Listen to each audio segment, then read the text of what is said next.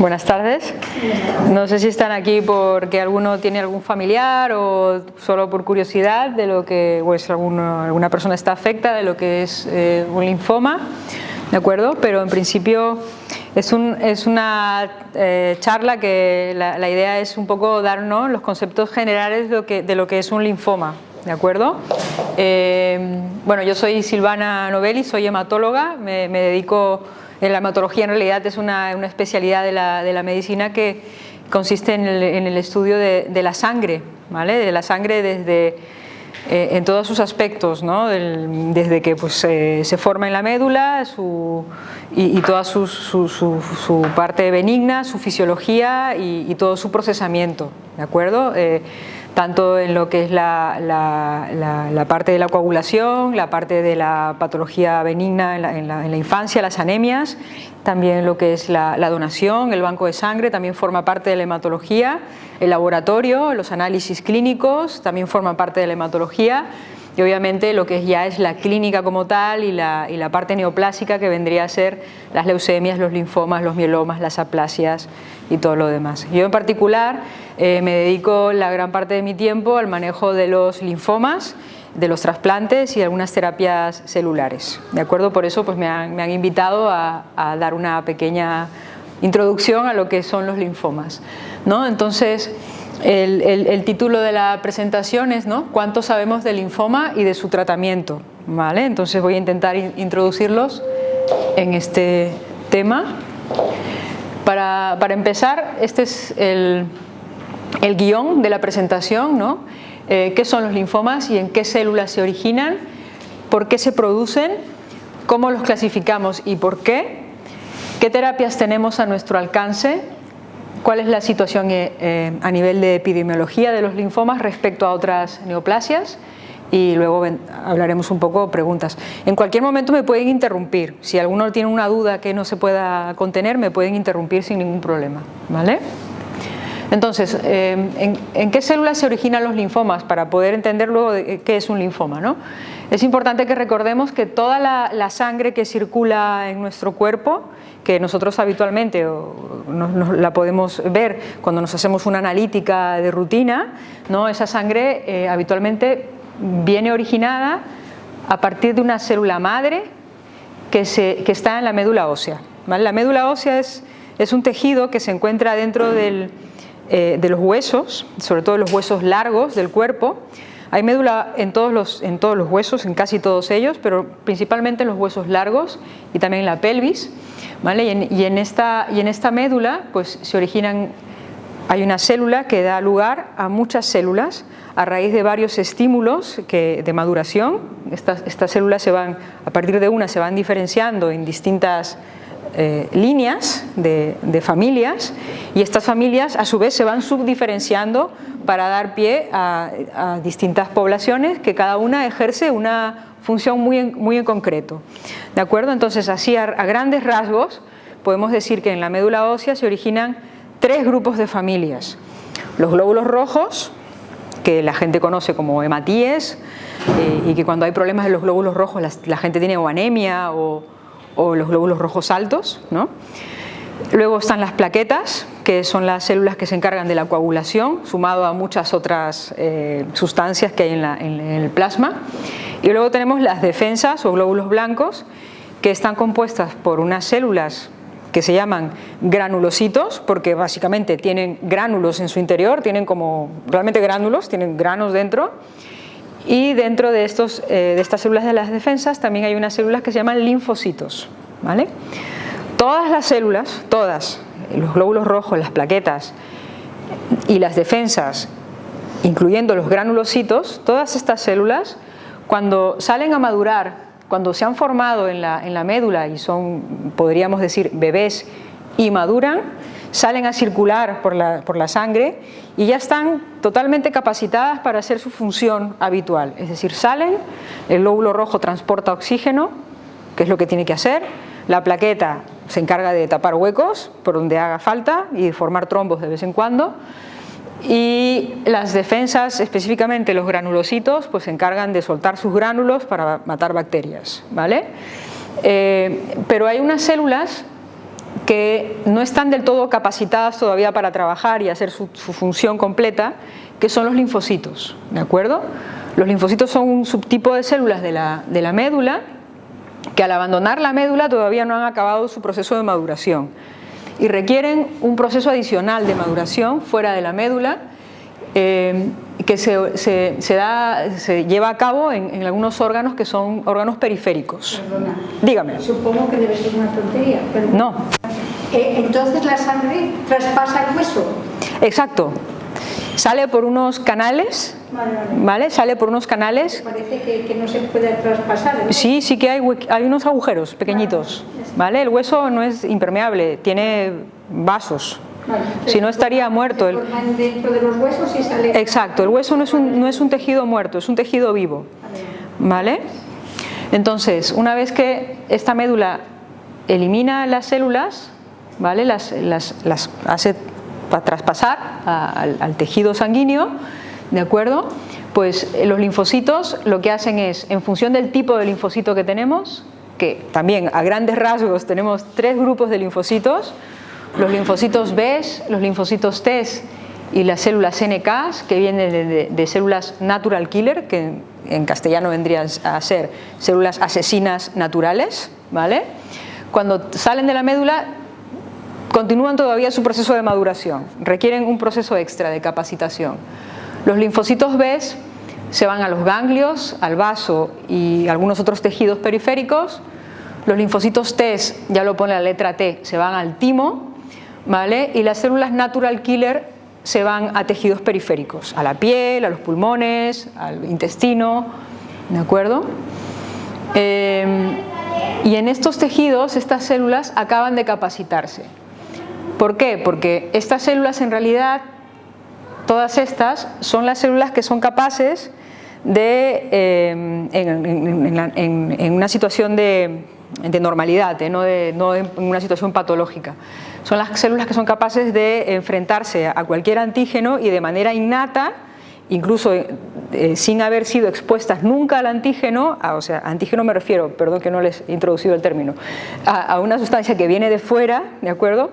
Ser capaces de reconocerla como ajena y defendernos frente a ellas. O sea, el sistema inmune es nuestro sistema de defensas, ¿de acuerdo? Entonces, sin nunca haber sido presentada ante una sustancia extraña, estas células son capaces de decir, esto es extraño, no es mío, lo voy a eliminar, ¿de acuerdo? Entonces, estas células ya de por sí, cuando salen de la médula, son capaces de saber eso, ¿vale? A través de una serie de procesos que ya han padecido en la médula.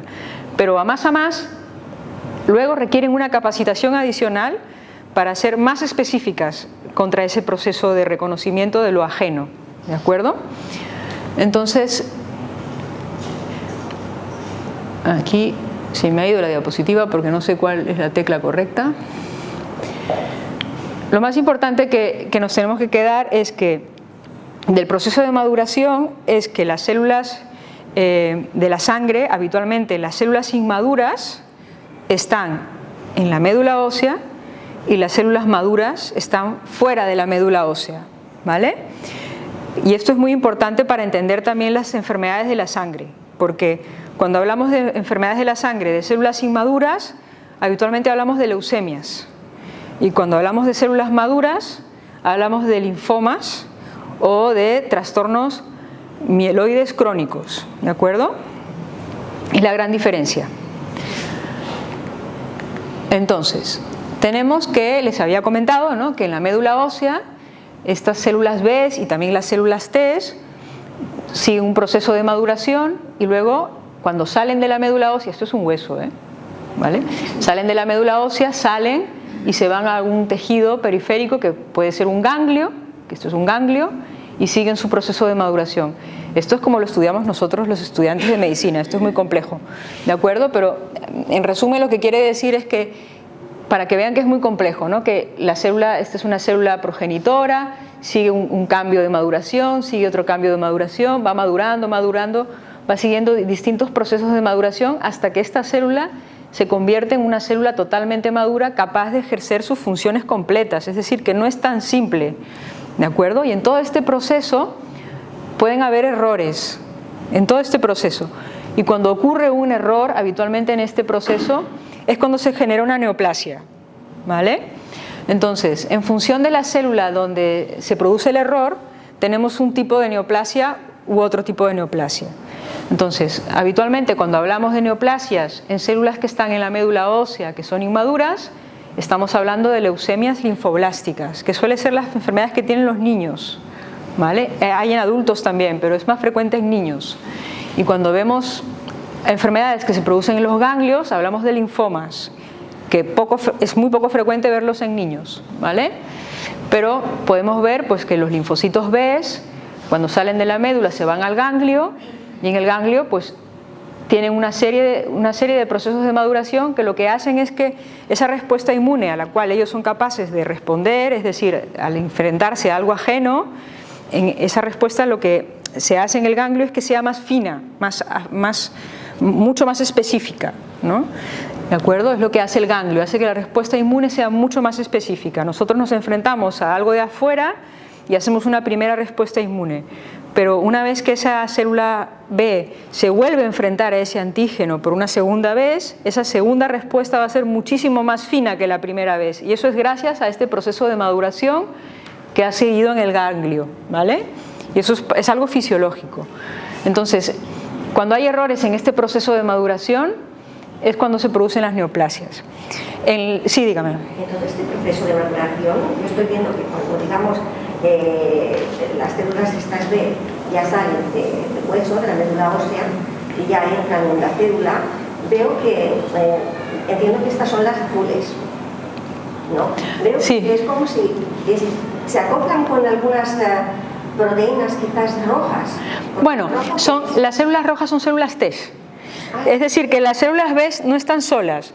Las células B no maduran solas, requieren comunicación con otras células, ¿vale? Es decir, las células del sistema inmune son células del sistema inmune, pero tienen doble función también. Es decir, que no trabajan solas, como nosotros tampoco trabajamos solos, ¿no?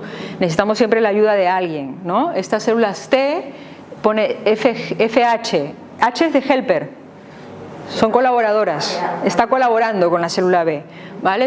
Y es folicular, porque está en el folículo.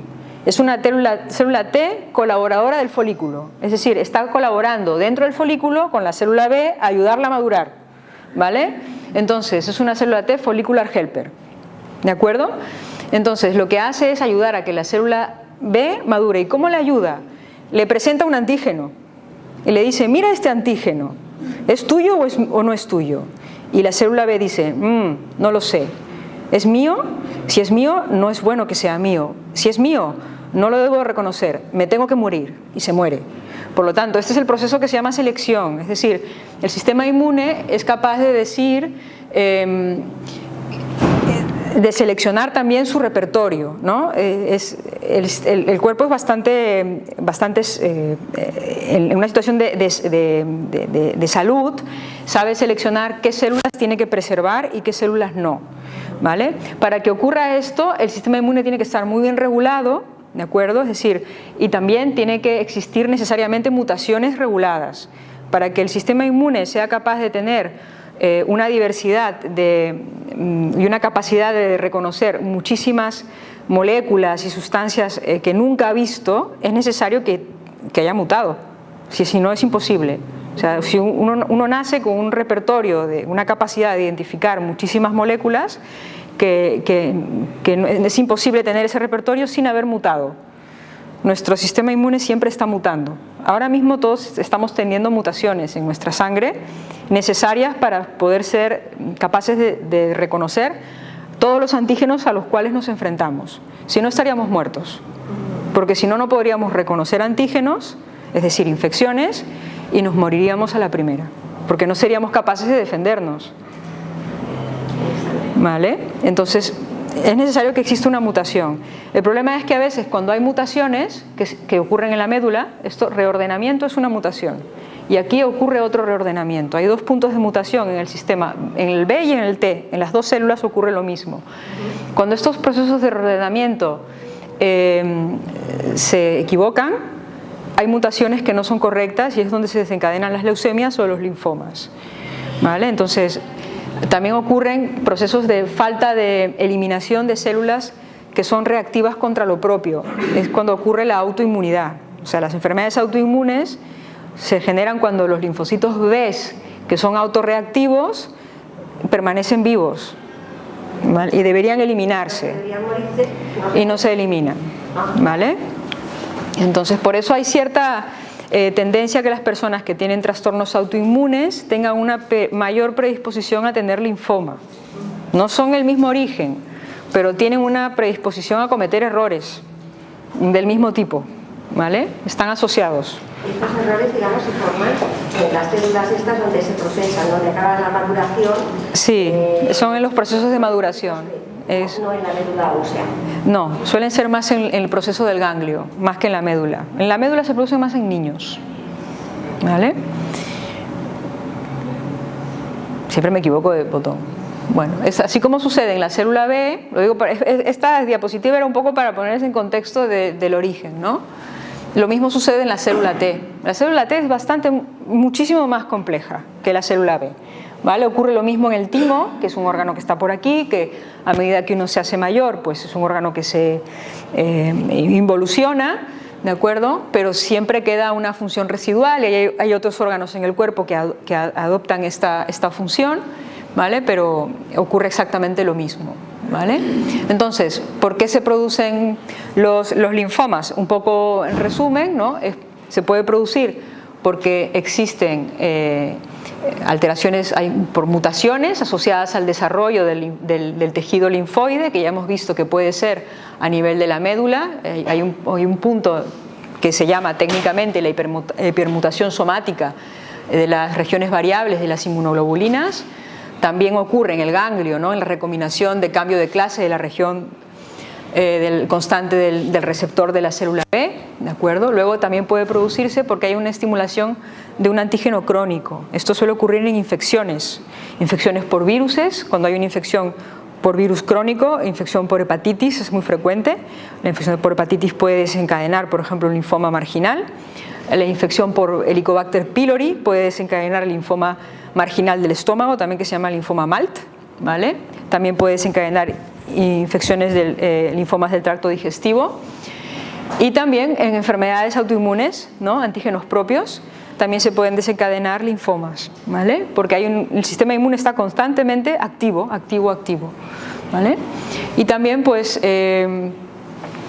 bueno, esto es en resumen, ¿vale? Para no hacerlo más complejo. Ahora ya la parte más fácil, que es cómo clasificamos los linfomas y un poco por qué. Bueno, los linfomas así de manera muy general se clasifican en dos grandes familias. Los linfomas de Hodgkin, ¿vale? Gracias a un señor que se llamaba Hodgkin, y los linfomas de no Hodgkin, todo aquello que no es Hodgkin, es así de simple, ¿vale? Hodgkin fue el primero, entonces todo aquello que no era Hodgkin pues no era de Hodgkin, ¿vale? Entonces, Hodgkin describió ya hace más de 100 años, o más, ya van a ser no sé cuántos años, una serie de casos de mujeres jóvenes de 20, 30 años, con grandes masas en el pecho, en la zona del corazón, del mediastino, que no todos necesariamente eran linfomas de Hodgkin, pero se comportaban de una manera muy similar, ¿no? Que es de hecho la manifestación típica del linfoma de Hodgkin, ¿no? Mujeres jóvenes y con masas en el mediastino, en la zona cardíaca, ¿no? Entonces, gracias a él, pues el linfoma tuvo este nombre, ¿no? Ya sabemos ahora que no todo aquello que está en el mediastino es linfoma, ni que todo aquello es Hodgkin, pero haciendo una mejor clasificación, ahora sabemos que dentro del linfoma de Hodgkin como tal hay varias variantes. Tenemos el clásico, que tiene una variante que es la esclerosis nodular, otra variante que es la celularidad mixta, rico en linfocitos T y pobre en linfocitos T. Y luego tenemos el linfoma de Hodgkin no clásico, que es el de predominio linfocítico nodular.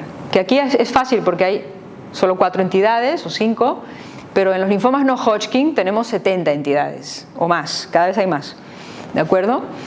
Y en realidad aquí tenemos un mix de células, ¿vale? Porque los linfomas de Hodgkin es una enfermedad de linfocitos B, es una célula B enferma. Pero en los linfocitos no Hodgkin tenemos células T, linfomas B y linfomas de células NK, o sea, están mezclados. Y no solo eso, sino que tenemos linfomas que afectan los ganglios y linfomas que también afectan los tejidos que no son de ganglios. Hay linfomas que son solo de piel, linfomas que son solo de estómago, linfomas que son solo de pulmón, linfomas que son solo de nariz, es decir, que son los linfomas extraganglionares, ¿vale? Sí, una pregunta. De toda esta clasificación de los linfomas, ¿hay una asociación entre un tipo de linfoma y digamos, un paso del mecanismo que hemos comentado antes de cómo se forman los linfomas, cómo se producen los linfocitos? Me explico, o sea, yo he visto que hay como muchas reacciones, como muchos pasos, ¿no? Y puede haber algún paso que sea erróneo, que haya algún problema. ¿Eso originaría un tipo de linfoma? Claro, sí. O por ejemplo, me invento, el linfoma de Burkitt puede tener una causa de un error en toda la cadena. El linfoma de Burkitt particularmente es uno de los linfomas más estudiados y más clasificados, ¿no? O sea, quizás no es el mejor ejemplo porque se debe a un virus, ¿no? Pero hay otros linfomas que, no sé, el linfoma T anaplásico, ¿no? Por ejemplo, se debe a una mutación, de una translocación de una proteína involucrada en el receptor de la célula T, ¿no? En la maduración. Sí, casi todos tienen un mecanismo o varios mecanismos de mutaciones identificados. Lo que pasa es que todas estas mutaciones de momento no son, como decimos nosotros, ¿cómo se dice en castellano? Que nosotros las podemos tratar de forma dirigida con un fármaco, ¿vale? Es decir, de momento hay algunas mutaciones que no se pueden tratar de forma dirigida, para decir, trato esto y se corrige el error. A veces tratando el error tampoco corregimos el problema, porque el problema ya es tan grande que tratando el error ya no podemos hacer nada, ¿vale? Muy bien, entonces, es solo para decirles que hay muchas entidades y las entidades habitualmente, las clasificaciones que hay de los linfomas se suelen basar en el mecanismo de fisiología por el cual se desarrollan los linfomas, ¿de acuerdo? Es decir, las clasificaciones, hace 30 años era una clasificación y las clasificaciones se renuevan cada 4 o 5 años. Cada 4 o 5 años nosotros nos tenemos que volver a poner al día y a veces nos cambian los nombres de los linfomas, lo que habíamos escrito hace 5 años ya no sirve, lo tenemos que volver a escribir, tenemos que reclasificar todas las bases de datos. Es un Cristo, pero es básicamente porque a veces se detectan nuevos mecanismos fisiológicos o fisiopatológicos de las enfermedades que son relevantes y hay que reestudiar todo, reanalizar todo y volver a clasificar todo, ¿no? Para poder entender mejor la evolución de los pacientes, ¿no? Entonces, eso era cómo se diagnostica, ¿no? ¿Cuáles son los diagnósticos? Pero una vez que tenemos un diagnóstico, los linfomas que afectan los ganglios, ojo que estoy hablando de linfomas de los ganglios, ¿vale? Porque luego los linfomas que afectan tejidos que no son ganglios, el estadiaje se realiza de otra manera, ¿vale? Se realiza de una manera que es distinta. Entonces, estos son la mayoría de linfomas que vendrían a ser el 90% que afectan los ganglios exclusivamente. Se clasifican con un estadiaje que se llama Ann Arbor, ¿vale?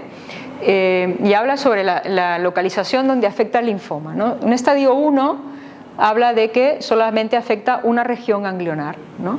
Un estadio 2 que afecta más de 2 regiones ganglionares, pero en un solo lado del cuerpo dividido por el músculo diafragma, que es el músculo que está aquí, que ayuda a la respiración. Luego, un estadio 3 es por arriba y por debajo del diafragma. Y un estadio 4 es aquel que afecta a ambos lados del diafragma o un solo lado, pero afecta uno o más tejidos extranodales. Extranodales quiere decir que afecta tejido que no es el ganglio. Puede ser la médula, puede ser la piel, puede ser el pulmón, puede ser el intestino, eso no es ganglio. El vaso se puede considerar, eso depende de las clasificaciones, porque aquí tenemos una disputa entre la americana y la europea, depende si el vaso se considera o no un ganglio. Por ejemplo, en lo que es europeo, el vaso se considera un tejido nodal, ¿vale? Pero el hígado no, ¿de acuerdo? Entonces, el linfoma marginal esplénico no se considera un linfoma extranodal, por ejemplo, ¿de acuerdo? ¿Qué otra cosa tenemos en cuenta a la hora de clasificar los linfomas? Tenemos en cuenta la histología, tenemos en cuenta el estadio. Luego tenemos en cuenta los índices pronósticos, ¿no? Porque los estadios no tienen nada que ver con el pronóstico. Los estadios son solamente para saber dónde hay enfermedad y nos sirve para decir de dónde partimos y dónde acabamos, ¿no? Cuando hacemos un tratamiento. Los índices pronósticos lo único que nos ayudan es para establecer cuando nosotros iniciamos un tratamiento qué probabilidad hay que una persona vaya a alcanzar una respuesta con el tratamiento estándar, ¿no? Y qué probabilidad existe que esa persona vaya a estar libre de enfermedad durante un determinado tiempo con ese tratamiento que nosotros estamos dando, que es una información muy útil, porque nosotros a veces nos permite comparar tratamientos y decidir, con este tratamiento, pues esta persona va a ir mejor. De hecho, es la manera en la cual nosotros escogemos los tratamientos. Con los índices pronósticos nosotros seleccionamos y los estudios se hacen basados en índices pronósticos, de hecho, son las tasas de eficacia, ¿vale?, de los tratamientos, ¿no? Entonces, ¿qué parámetros se toman en cuenta en general en la mayoría de linfomas? ¿Vale? Se toman en cuenta la edad, es un índice pronóstico es un valor pronóstico muy fuerte. La edad es muy potente en casi todas las enfermedades, pero en el linfoma es muy importante la edad. La edad es determinante. La enzima lactato deshidrogenasa es una enzima que está presente en las células de los linfocitos, pero también está presente en muchas otras enfermedades, en otros tejidos como en el hígado, por ejemplo. Es potente, pero no tan potente como la edad. El estadio es importante. El estado funcional es muy importante. Estado funcional quiere decir el estado físico del paciente antes de empezar el tratamiento, ¿no? Estos son 4 categorías. Estado funcional más de 2 quiere decir 1 es que 0 es que no tiene ningún síntoma, 1 es que tiene algún síntoma, 2 es que está menos del 50% de tiempo en cama, 3 es que está más de un 50% del tiempo en cama y 4 es que está muy mal, ¿vale? ¿De acuerdo? Entonces, un estadio funcional más de 2 es que realmente está más de un 50% del tiempo en cama, es decir, que está afectado por la enfermedad. Y la afectación extranodal también es un punto a tener en cuenta. Actualmente estos son índices clínicos y analíticos. En la actualidad ya se están validando algunos índices pronósticos que incluyen marcadores moleculares, mutaciones, genes, pero son muy específicos para cada patología, porque cada linfoma tiene su peculiaridad, ¿no? Entonces, aquí les pongo un ejemplo, ¿no?, de lo que es un índice pronóstico, ¿no? Un mismo índice pronóstico, como es el índice pronóstico internacional, que es el IPI, para, por ejemplo, una patología como el linfoma difuso de célula grande, ¿no?, podemos ver que pacientes son series de pacientes, pacientes que tienen un índice pronóstico pues bajo, nos habla la probabilidad de supervivencia en el tiempo con un tratamiento estándar que es el esquema de RCHOP, ¿vale? Sin embargo, en patología T, que son neoplasias muchísimo más agresivas que las B, con un índice pronóstico de 1, aquí vemos el linfoma B con un índice pronóstico de 1, la probabilidad de supervivencia a 120 meses es más del 90%, mientras que en un linfoma T es muy inferior. Es decir, ya hablamos que el mismo índice pronóstico no es lo mismo en otra patología. Es decir, cada linfoma tiene su peculiaridad, ¿vale? Por lo tanto, nosotros también, sabiendo esto, adaptamos nuestros tratamientos de entrada, ¿vale? No nos vamos a quedar solo con un CHOP en un linfoma T. Directamente vamos al trasplante, ¿vale?, que luego haremos las terapias. ¿Vale? Entonces, ¿qué terapias tenemos a nuestro alcance? Bueno, un poco para clasificarlas de una manera muy general, tenemos las quimioterapias convencionales. Luego, como ya tenemos más avances de la ciencia, ¿no?, de qué moléculas están mutadas, qué vías de la célula están alteradas, pues tenemos algunas terapias dirigidas. Y luego tenemos una cosa que se llama la inmunoterapia, ¿no? Como es un trastorno del sistema inmune, pues intentamos modular el sistema inmune para que se corrija de alguna manera, ¿no?, o engañarlo, ¿no?, de alguna manera, ¿no? Entonces, voy a hablarles un poco de lo que es una quimioterapia, el concepto general, ¿no?, de qué consiste. En realidad la quimioterapia es un fármaco o una combinación de fármacos que se administran en una dosis muy establecida, ¿no?, de una forma cíclica, en unos periodos de tiempo también que han sido establecidos por estudios clínicos. Necesariamente tienen que haber habido estudios clínicos que han demostrado que esa dosis es la correcta, que es la que mejor se tolera, y que también es un tratamiento que se repite cada cierto tiempo, cada 21 días o 28 días en función de la tolerancia de los pacientes, ¿vale? Entonces, entre cada ciclo de tratamiento, que es cada 21, 28 días, obviamente hay unos efectos secundarios, que suele ser bajada de defensas, subida de defensas, también puede haber un poco de náuseas, malestar general, casi todos son efectos secundarios de los fármacos que se han administrado, ¿de acuerdo? Caída de cabello, ¿vale? Luego también tenemos otros tratamientos que son las terapias dirigidas. ¿A qué nos referimos con terapias dirigidas? ¿No? Aquí, por ejemplo, tenemos una célula, esta es una célula mala, una célula de linfoma, ¿vale? Y esta célula de linfoma expresa algunas moléculas que no tendría que expresar en la normalidad, ¿vale? Por ejemplo, esta es una célula de linfoma de Hodgkin. No lo pone en un lado, pero yo les digo que es de Hodgkin, ¿de acuerdo? Y expresa una molécula que se llama CD30 que no tendría que expresar, ¿vale?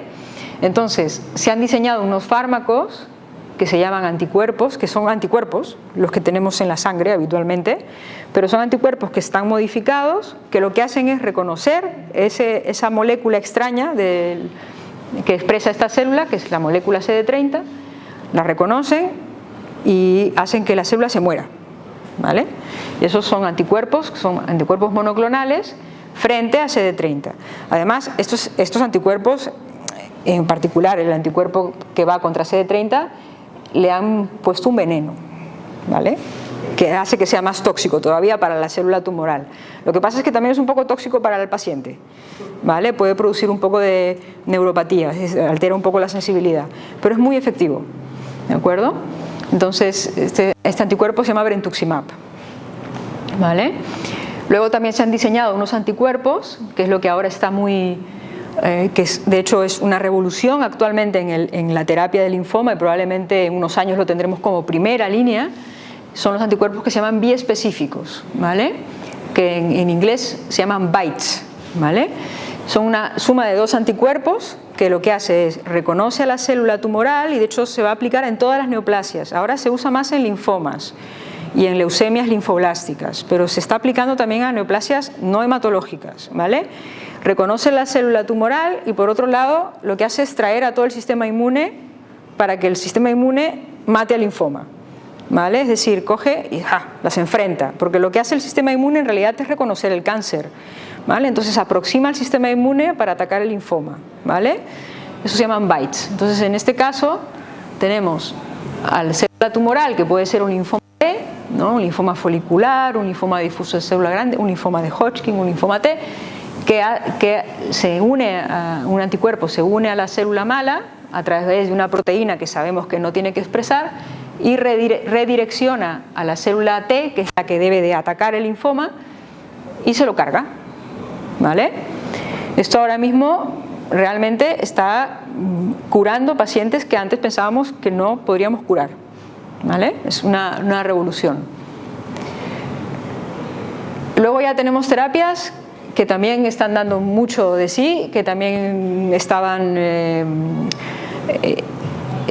de hecho ya aprobadas en algunos linfomas, de acuerdo, los linfomas difusos de célula grande, se estaban poniendo en tercera línea y ahora ya están pasando a la segunda línea de terapia, de acuerdo, son unas terapias, lo que pasa es que son terapias de difícil acceso, sobre todo en países que están en vías de desarrollo, en nuestro medio no es un problema, no son terapias que estén disponibles para todas las personas en el mundo, ¿no? Que consiste en coger las células del paciente, por ejemplo, le saco células a usted, células de su sistema inmune, linfocitos T, que son células sanas, normales, las manipulo, las modifico y hago que esas células sean capaces de matar un linfoma, su propio linfoma, ¿vale? Entonces son células que han sido manipuladas y se les pone una especie de antena o receptor para que sean capaces de reconocer el propio linfoma, ¿vale? Se llama células quiméricas porque han sido manipuladas fuera del cuerpo para reconocer su propia enfermedad, ¿vale? Hay algunos problemas porque a veces estas células cuando se ponen reconocen el tumor tan rápido que lo destruyen todo demasiado rápido y a veces tenemos un poco de problemas para modular esta inflamación y eso puede ser tóxico, ¿no? Pero cada vez se están desarrollando nuevas modalidades de estos fármacos. Vemos que hay de primera generación, segunda generación, cuarta generación, ya estamos en la quinta generación de estos fármacos que cada vez son menos tóxicos y con menos efectos secundarios. Pero también cada vez hay unas tasas de curación mucho más altas que en pacientes que no pensábamos que podríamos tratar y estamos pudiendo tratar. ¿Vale? Bueno, esto ya es mucho más complejo, ¿no? Les había comentado que cuando una célula reconoce un antígeno, una cosa de fuera, pues lo que hace es se activa, ¿no? y hace una respuesta inmune, ¿no? Eso es lo fácil, ¿no? Pero cuando hace una respuesta inmune ocurre todo esto dentro de la célula. Se activa una serie de señales que a la larga lo que hacen es dar una señal de proliferación, ¿vale? Entonces, en los distintos linfomas se ha visto que hay una serie de mutaciones en estas vías que incluso pueden dar una señal de proliferación de activación constante, ¿vale? Siempre están activas, sin que incluso exista un gatillo que diga actívate, y están activas porque sí, ¿no? Como hiperactivas, ¿no? Entonces se han desarrollado fármacos que actúan a nivel de algunas de estas moléculas. Hay fármacos que actúan a nivel, pues, de la calcineurina, fármacos que actúan a nivel de AKT, ¿vale? Es decir, que hay distintos fármacos que se están desarrollando a través de SIC, que inhiben SIC, fármacos que inhiben el BTK. Por ejemplo, el BTK es de hecho la molécula que más inhibida está a nivel comercial, que a lo mejor les suena. Es un fármaco que se llama ibrutinib, ¿vale? Que se usa mucho en la leucemia linfática crónica, que es un linfoma, ¿vale? Un linfoma indolente, y de hecho es un fármaco que también ha revolucionado el manejo de la sangre, ¿vale? Entonces, así en general tenemos, ¿no?, que primeras líneas, segundas líneas y terceras líneas de terapia. Tenemos que actualmente se está poniendo quimioterapia siempre asociada a algún fármaco nuevo, como es el rituximab, que es inmunoquimioterapia, pero ya cada vez más vamos a ver que se van a ir desplazando las quimioterapias antiguas por fármacos como BiTEs, que son estas moléculas, fármacos más puros, que sin tantos efectos secundarios a largo plazo, sino son moléculas muy específicas contra los tumores. También se van a ir añadiendo inhibidores de las vías de señalización o combinaciones de estos fármacos, siempre con el fin de reducir efectos secundarios y también, pues, ofrecer mejores tasas de respuesta, ¿no?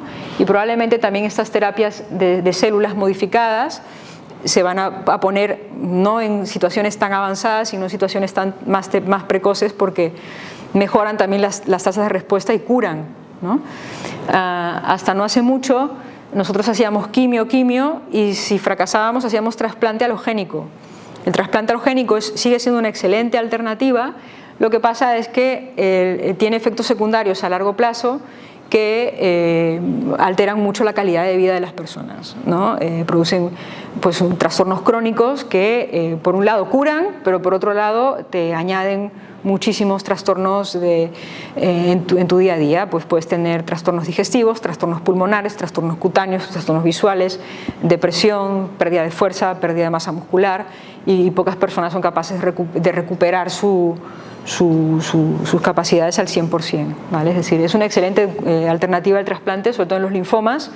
Es una muy buena alternativa, pero con una serie de efectos secundarios que es complicado de sobrellevar, ¿no? Por eso hay que seleccionar muy bien qué pacientes van a un trasplante.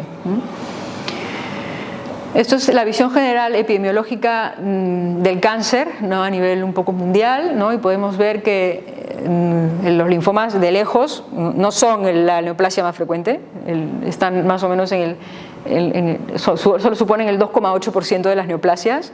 Tenemos en la cabeza mama, cáncer, mama, pulmón y colon a la delantera, o sea, no es un cáncer frecuente.